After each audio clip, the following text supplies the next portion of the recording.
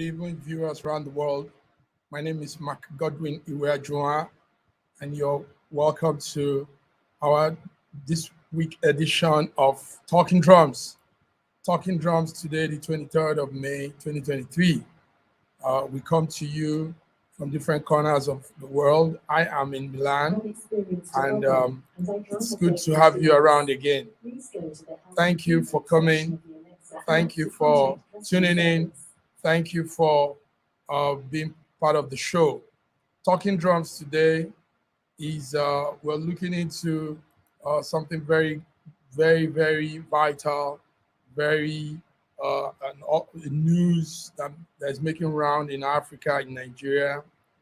Talking Drums today, we're talking about the Dangote Refinery that is owned by the Aliko Dangote man. Yesterday, the 22nd of May, it was inaugurated right there in Lagos, Lekki, Nigeria, in full operation.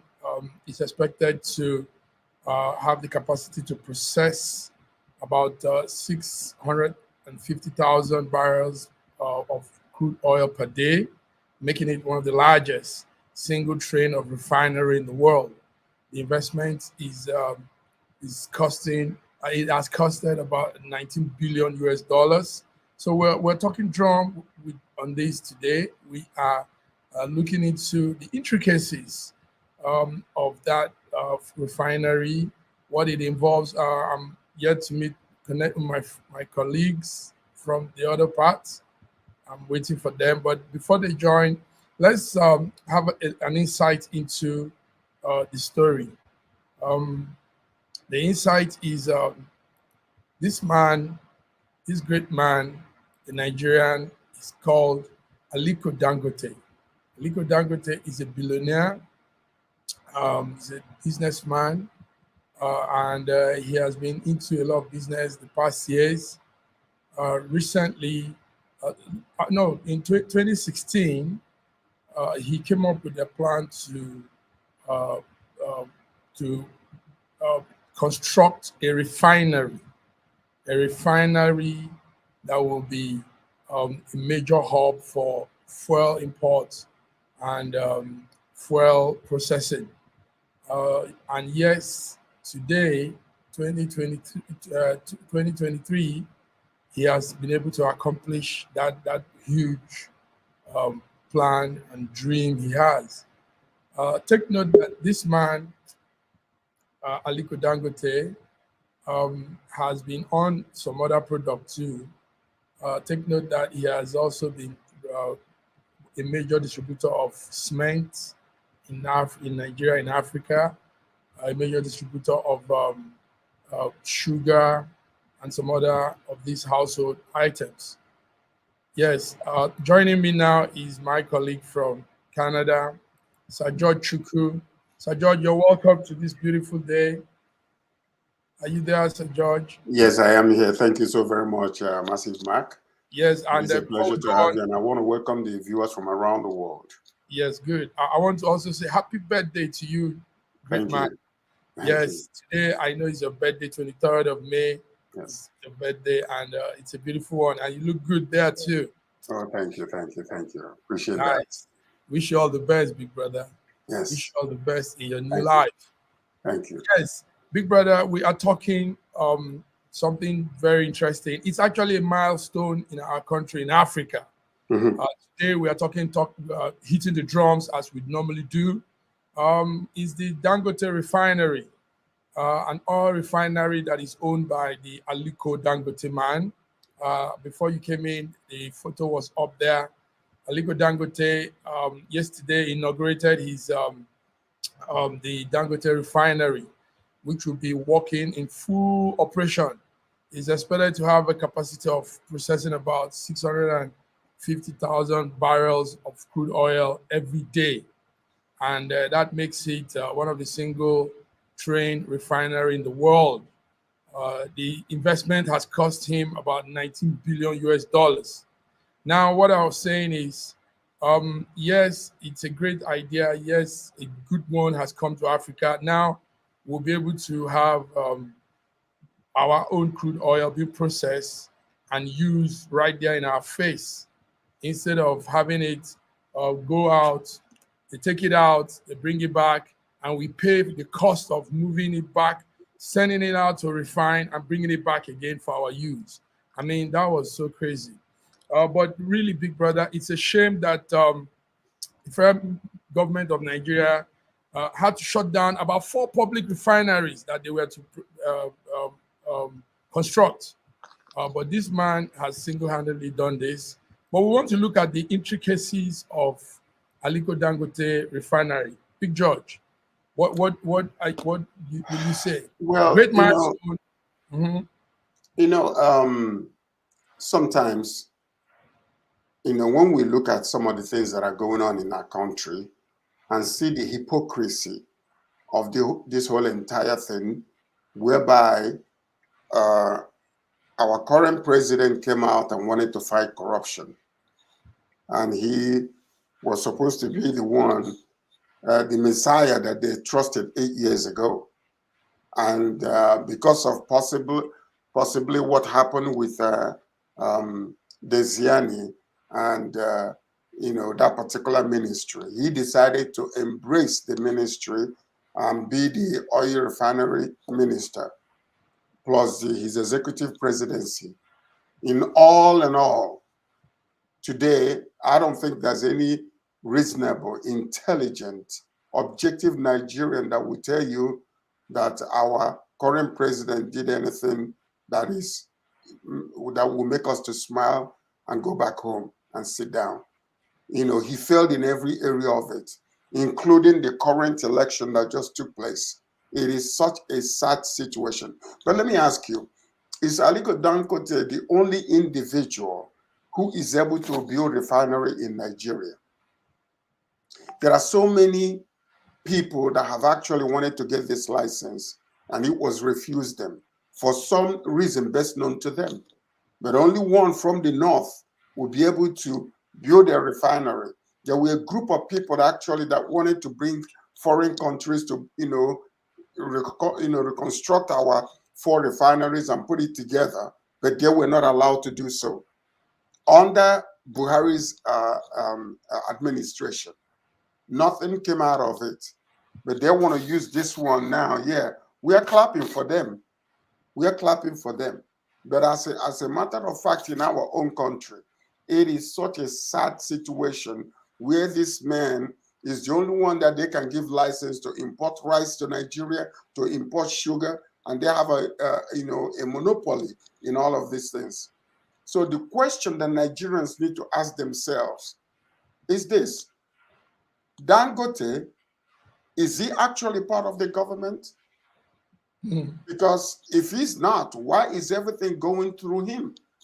Why is he the only one that is allowed to import rice to a greater degree, sugar to a greater degree in Nigeria, and everything else, and now he's building this? So what connection does Aliko Dangote has with the oligarchy, and why is he the only one that is able to do this? While we have other Nigerians who can come together, put together their resources, and bring the failed 4 refineries, into equitable operation. So that's the question we have to ask ourselves. Because all these things are happening in our own presence, but in Nigeria are the kind of people, we are no longer under military rule. We're under democracy. And yet, all these people that you call administrators, the House of Assembly, the Senate, is there anybody that actually questions all this? Or whenever anything comes, everybody say, yeah, wow, because money is being shared among them? Because that's what it is. What has happened to all the oil bunkering that the government knew about, which was, made known to the public not too long ago? The ships that were coming into Nigeria, taking our oil outside of the country, known to the government, known to the Naval Department, known to the Air Force Department, known to the military department. They will come, they will pack oil, they will go to another country. Is anybody talking about that right now in Nigeria? No. What is wrong with us? George, you're bringing very strong angle to this discussion. Yes, apart from the fact that this is a massive milestone for Nigeria, for Africa, yes, there are some very funny intricacies when we look around the billionaire man, Aliko Dangote. Even as at yesterday, while in the event, as there was a clip of another billionaire called Otedola, and he was saying he was part of a plan to bring more refinery. That they had a plan to take the one in Rivers, but somehow the government stopped their plan. Until today, nothing has been done. But now Aliko Dangote has done this. Let's say something again, coupled to what you're saying, Sir George. Another thing to it is, I think individuals strive better doing business in Nigeria than federal government. This oil refinery thing would have been a thing of a past if it has been given out to various individuals. Yes, talking of the monopoly that Aliko Dangote enjoys, we know one of the reasons why he enjoys it. It's obvious. He comes from that class, that group, that part of the country that runs the affairs of Nigeria. So he has a smooth sailing, smooth passage to getting his things done because he's one of them. So, but anyway, we're also looking at the fact that the federal government should be ashamed of even being at that opening event, because how can you be in this kind of event when you know you could have done? I mean, we could have been out of this a long time ago. 4 public refineries that were to be done in the last years, like Buhari promised us. Buhari actually promised Nigerians that his 8 years in office is going to set up a commission and they will bring up 4 public refineries. And none of it came up, but rather Dangote's refinery is the plan that is on now. So Buhari and his administration, they killed the oil sector, they bastardized the oil sector, and they helped Dangote to openly come up with this refinery to the gain of Dangote, the gain of the northern oligarchy, and putting us all in a tight corner. So it's a blessing and a curse. It's a blessing and it has its disadvantage to an extent. A blessing now that okay, we're going to be refining our own oil, but the other side of it is, why did the government not handle this from the scratch as they promised? Why did Buhari keep to his promise of bringing up the 4 refineries? And if they had known they will give it to private individuals, why wouldn't they have done this long ago? Why did we go through all this pain, all this process of oil refinery, waiting for a vessel to bring back our crude oil that has been refined before we use them? So this shows how weak the administration has been. This shows how clueless they go about doing the things of governance. George, are you still there? I am still here. The Yes. question is not how weak, because I don't think that they are weak. They are not weak. They're just people that are, so soaked into corruption that they can't do anything that is straightforward anymore. That's exactly what the whole situation is. Now, you think about it for a moment. Okay, we have a working government with the 3 arms of government, all operational for the past 8 years. Now, we know that it was through Abacha that this oil that took away and made sure that nothing was being refined in Nigeria. Oil was not being refined in Nigeria anymore. Therefore, Abacha now took it away, and then he's the one that will control the money that goes away, and the daughter will now control the money that comes in. That's the way it all started. And then they abandoned this whole entire operation in the refineries up until today.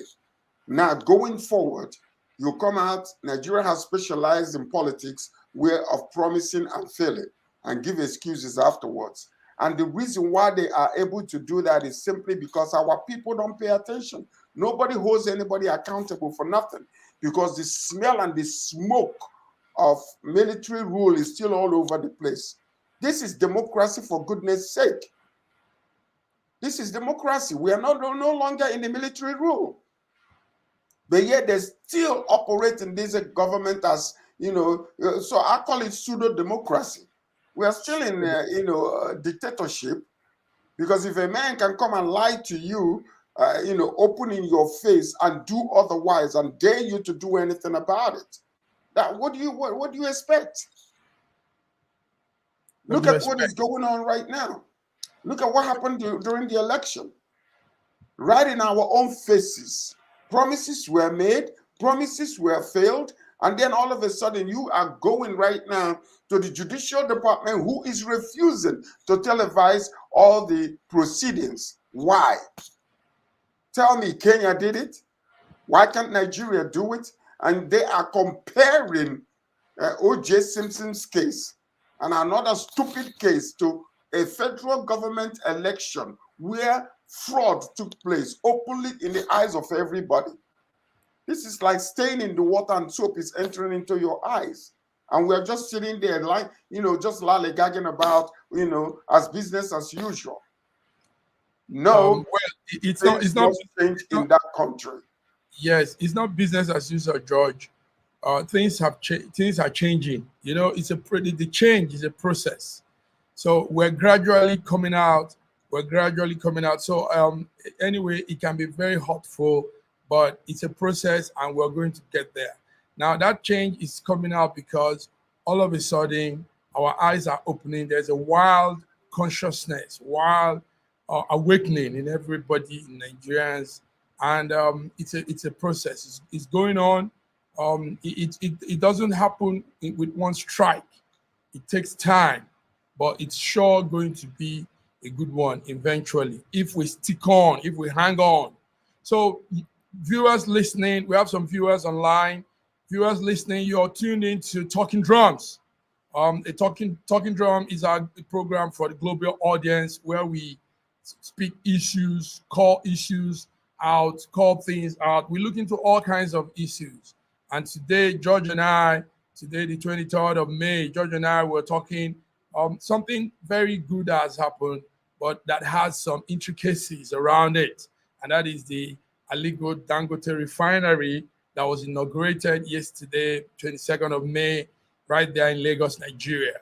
Like we said, that refinery is something that is long due, but finally we now have it. 650,000 barrels of crude oil will be processed every day. And it's been said that refinery will be Africa's single train refinery, in fact, in the world. The investment costs Aliko Dangote about 19 billion US dollars. So it's considered a game changer. It's hopefully going to end the country's fuel imports. We've spent so much importing fuel. We spent so much refining our fuel. Now Dangote has done this, but there are still some intricacies around it. And one of it was what George just said. George talked about Dangote having the monopoly of most of these big businesses. And we know why, even though we don't want to say it, but we know that why he has that monopoly. But it's not fair that one man has a monopoly. It's not fair for business. It's not fair for the consumers. It's not fair for free trade. Free trade is not fair because what this means is one man dictates the sales and the production of oil. One man dictates how it goes, So we are also calling on the Federal Republic of Nigeria, the government of the Federal Republic of Nigeria, to look into opening up more of such business plans, more of such businesses, so that people, the more the merrier, the more the business participants, the better for good business, free business, ease of doing business. So this is it, George. George, go ahead. What do you want to add to what you're saying? Well, they've been talking about subsidies, fuel subsidy and all that stuff. I think this is what they have been waiting for. That's why they've been dancing around. And hopefully, the fuel subsidy with this particular introduction of the refinery might help to reduce the cost of importation of refined fuel and reduce, the burden upon the people. And don't forget something, though. Remember that the government is asking for, I think, $8 billion or $80 billion. How much they were asking for, to help those that are in fuel subsidy, the poor people in Nigeria, which actually will not go to those people, because some of these people that we are talking about that are supposed to be receiving this money, they don't have vehicles. It will only affect them because of, public transportation. So the people that they are actually talking about that it will affect will be the people that are in businesses, which, when the fuel subsidies are taken away and they buy more gas, buy more for their fuel, like hotels, like restaurants, like transportation, people, what will now happen is that they will have to increase their prices also because of fuel prices increasing. So one thing I'm happy about in regards to this particular refinery being open is that, when they take away the subsidy finally, but let's make sure that they don't go receiving this 800 billion or whatever they're asking for to pay poor people, and that money will go under the carpet again, and nobody will see the light of day while they're opening this refinery. We need checks and balances in this country. We know who hold people accountable when they are stealing our money right in our faces, and nobody's saying anything. It's crazy. Nobody. And when you talk and they want to just arrest you and put you in prison. So we are still in the military rule. Is that what we have for? Because we don't have. Let me. Yes, George. You're putting it out strong. You're putting it out. Also, added to what you're saying, this refinery is still not yet. The product will still not come to the market until August. August, yes. So we're talking of something that will not work until August. So it's still not. We still don't understand what you have there. And let's take note also that we're talking of a promise by federal government of the Buhari's administration that 4 refineries will scale through his 8-year administration. Now he's going away and he's only putting out. He has only supported 1 by a private individual. So it's all funny when we look into the governance of Nigeria, how they run things. But anyway, we want to congratulate Dangote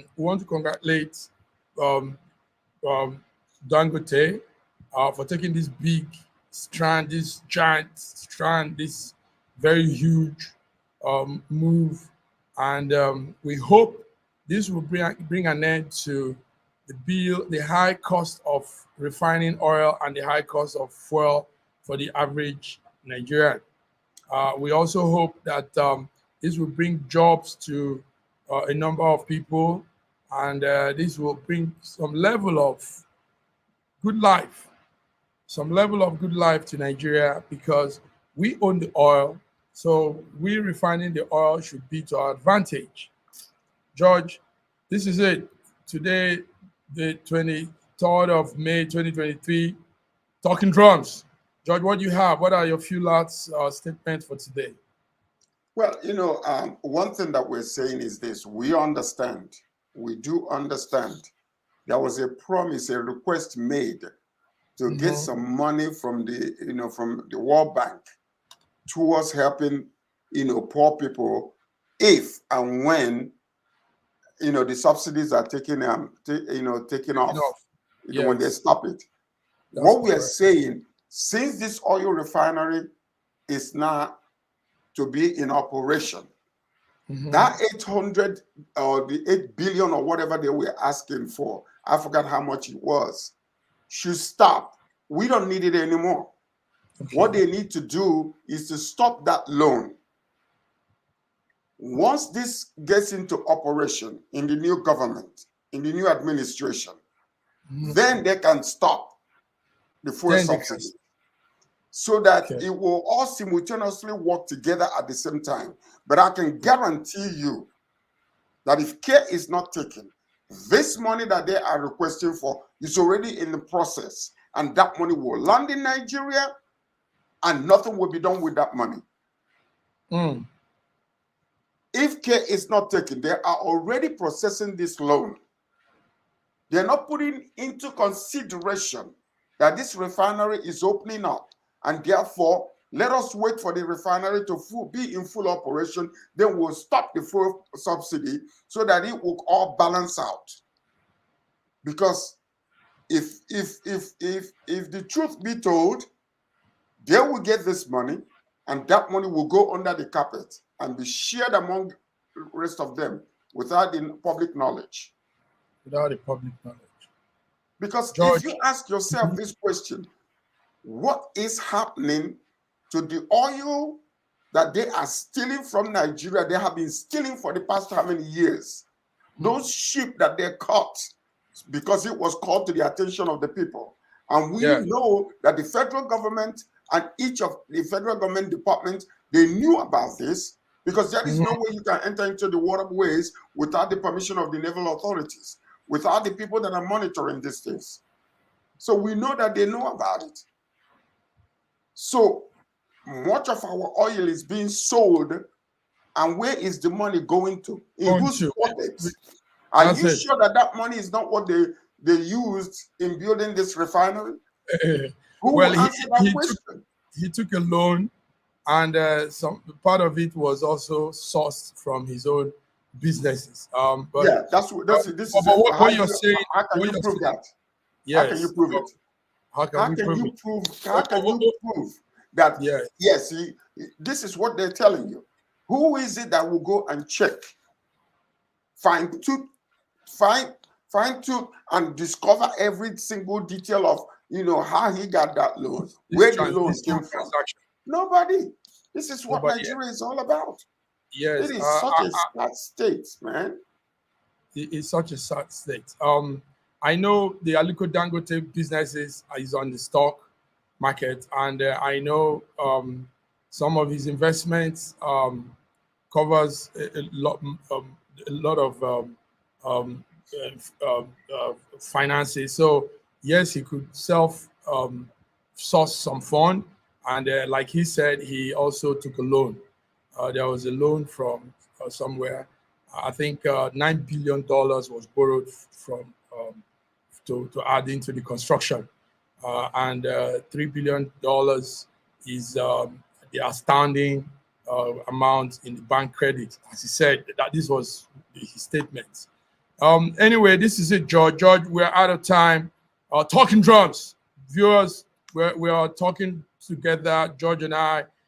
Today we're talking on the Dangote Refinery and the intricacies behind it. Good project. Somebody is writing from Mozambique. A friend is writing from Mozambique. Congratulations, Nigeria and Dangote. I'm watching from Mozambique. Congratulations, Nigeria and Dangote, for the commissioning of the oil refinery. We're all proud as Africans. Thank you very much. Avido Candelo. Avido Candelo. I hope I got that correct. Thank you for watching. Thank you for your comments. Keep the comments coming in, viewers. This is it, Talking Drums. We're about to sign out. George and I have looked into all the issues concerning the Dangote Refinery. Great step, great move for Africa, for Nigeria. But yes, some intricacies around it. George, we have to leave. It's Talking Drum today. We have to sign out. For the opportunity to talk to you all around the world. And as we are letting you know, drum beating the voice of the voiceless, let's make sure that we come to a place in Nigeria where we are called the giant of Africa. We do things right, not the way it used to be. We can't continue to think the same way. say the same thing and do the same thing and expect a different result. That's what you call insanity. So we are calling for change in good governance. We need a new Nigeria, a new administration that will be pure, fair, and just in all their administrations. Thank you. Correct. Around the world. Thank you very much. Thank you very much, Joy. Thank you, viewers that stayed with us. Talking Drums will come your way again next Tuesday, same time. We pick on issues that affects us, also that has impacts that is making the round in the social space, and we come to hit the drum on it. And this is what we've done today. Myself, Godwin Iweajuwan, I'm signing out. Sir George Chukwu in Toronto. Once again, wishing George a happy birthday. Viewers, today is George's birthday. George is right there in Toronto, Canada. And we hope we will have some virtual chicken and rice eating. Thank you, sir. Have a beautiful day. All right. Bye-bye. Take care. Bye-bye.